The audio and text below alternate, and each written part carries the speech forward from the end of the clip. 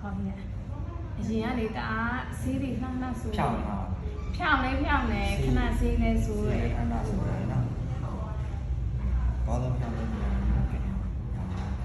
快讲完了，老板呢？快讲完了，把你先先里胖胖也录下来，明天里就录呗，个里边办他们办成。ကျွန်တော်ကဒီဟာဆိုဘာပေါ့ဒီရှေ့မှာလည်းလူမျိုးဖျားလေးတွေပဲညှက်ပြီးတူလေးညှက်ပြီးထက်ထက်လေးကောက်ပြီးလိုက်ဟုတ်အဲ့ဒီဆိုဒီတိုင်းပဲကလစ်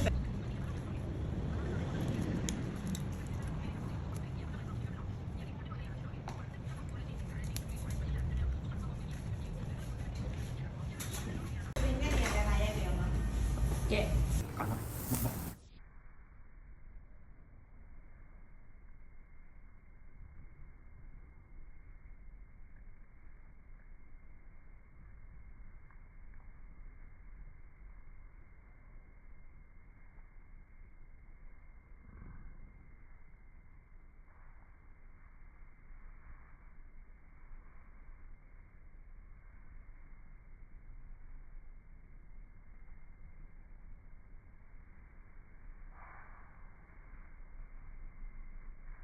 ခေါင်းလေးကိုလေးနည်းနည်းဆောင်းလိုက်နော်ခေါင်းလေးလေးလိုက်နော်နိုင်လိုက်လေးကိုလေးထုတ်လေးလေးလဲ